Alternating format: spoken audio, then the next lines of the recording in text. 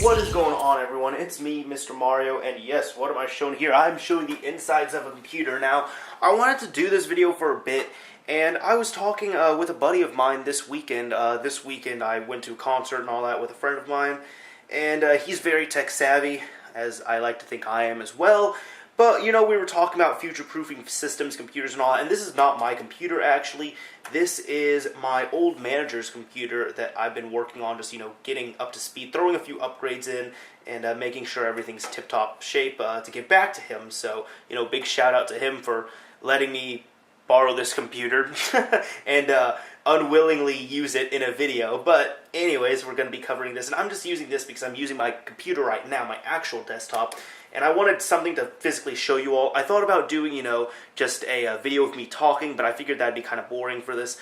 And I thought about doing a game commentary, but I can't really physically show you things. So I want to make it so, you know, people who are savvy will understand it, but also people who are kind of wanting to get into this might appreciate it as well, and they can physically see everything. So I know the cable management's actually not bad on here. I do like the cable management, but people are always going to rage about it. So let's go ahead and get started with this.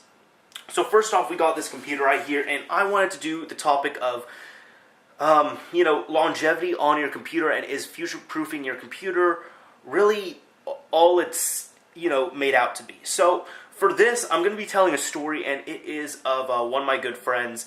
I don't know if he wants me really dropping his name, even though it's nothing bad, but, you know, I'm going to be using his computer as an example. So he has a Dell XPS system that's about 5-6 years old, maybe. It's a super nice system. He spent over $4 grand on it, I believe, $3 or $4 grand. It was pricey, and it's really nice. But pretty much the computer, I mean, it's big. It has fans everywhere. It's got a, I believe, like an i3 Extreme or a Core 2 Extreme, something like that. I don't know the exact specs of the CPU itself, but the CPU, it was one of the first quad cores to hit the market. It originally had 4 gigabytes RAM. He upgraded it to 8 gigabytes, and it originally had a GeForce 8800 Ultra, I believe. But then that video card died, so he upgraded to a GTX 570 Ti. I believe that's it.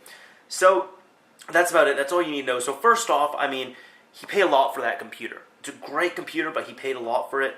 But, you know, the CPU is still there, but, you know, the GPU went out, the video card, which would be right here. This little thing, this video card is very small. You're not going to be doing any gaming on it.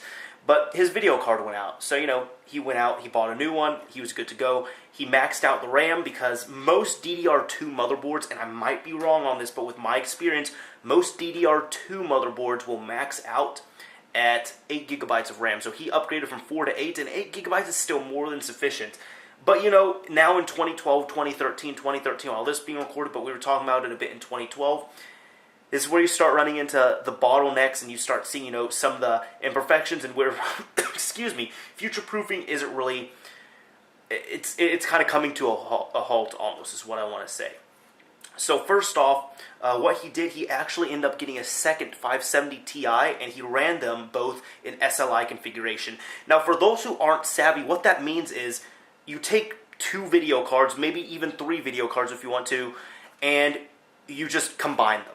Now, physically, they are still 2 cards, but using software, you're able to, if you're doing ATI, you're able to do Crossfire. If you're doing NVIDIA, you're able to do SLI, which is just using software to combine the 2 cards. So, you know, on your system, your computer will act like, you know, your 2 cards are 1 card. So, if you have, you know, 2 video cards right there, they're going to act like 1 solid unit, even though you have 2 physical units in your system. So he had 2 570 Ti's, which the 570 Ti is a great card, but you throw 2 in there, and I mean, you're balling. It's a pretty good system right there. I mean, you could always do better. Like, I mean, I've seen people with dual 680s, but, you know, this is all within a college budget. So he already got that, and then what happened was we were talking about all this, and there are games, you know, there's some games that are sluggish on the higher settings. He has to tone down the settings. Assassin's Creed 3 will actually not work on his system.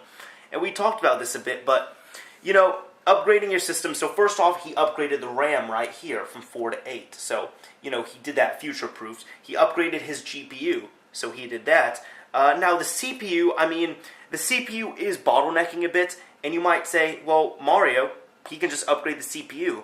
there are better CPUs out on the market for much cheaper than what was available when he bought the computer.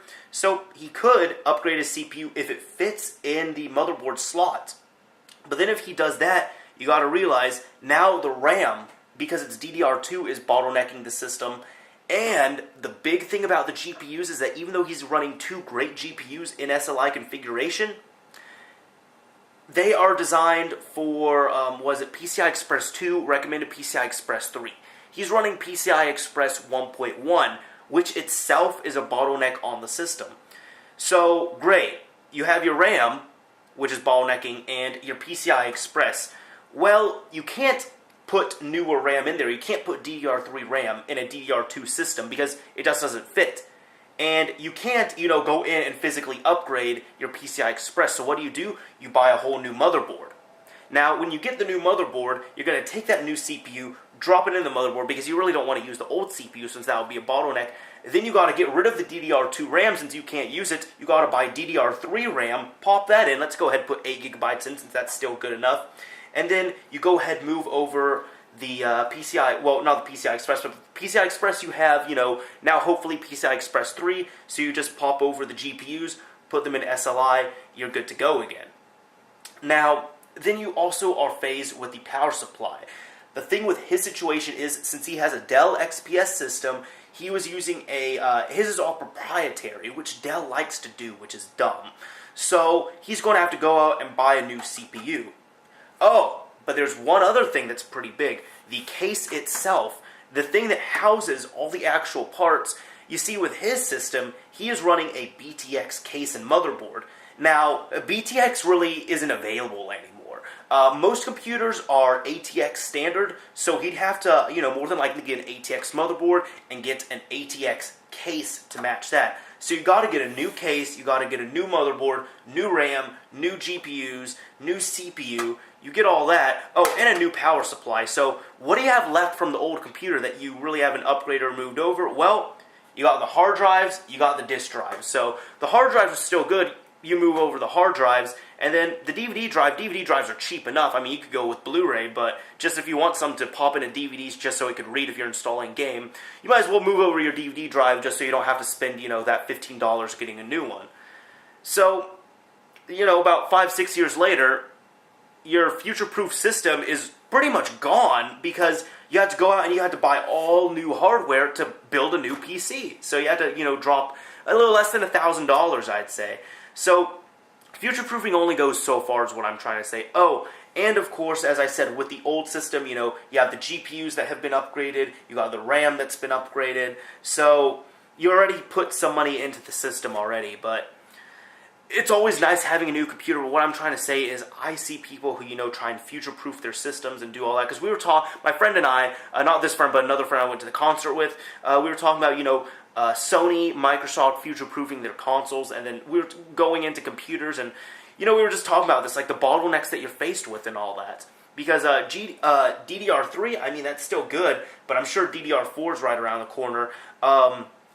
With video cards and all that, DDR5 is the standard right now. Soon that's going to be DDR6. So, it's one of those things.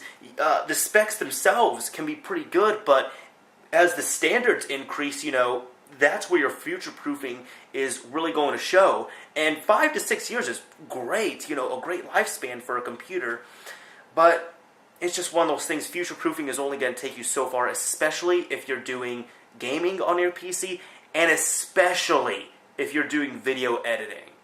That's where it really shows. So that's about it. That's my whole little commentary, kind of configuration of showing, future-proofing, what's good about it, what's bad about it. But, TLDR with this video, pretty much, you could spend about $4,000 on a really awesome computer, and more than likely, you can future-proof it as much as you can, but if you want to stay up to date with everything, in about maybe 4 or 5 years, you're pretty much going to have to build a whole new computer, whether you like it or not, if you want your games to run at tip-top speed and, tip-top configurations, or in some cases, if you even want a game to run, because there are some games that will just not run, and it's not a software issue, it's a hardware issue.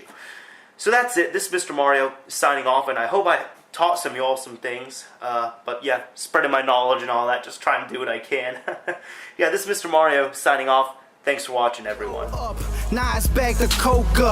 Motherfucker show, I put by 10 bricks on a tow bus. Now I'm getting more bucks, more white than powdered donuts. I would never fold up before I'm about to pull up. I'm sipping on that purple shit, dipping in the turning lane. They call me gutter gutter ho. Bitch, I know you heard the name.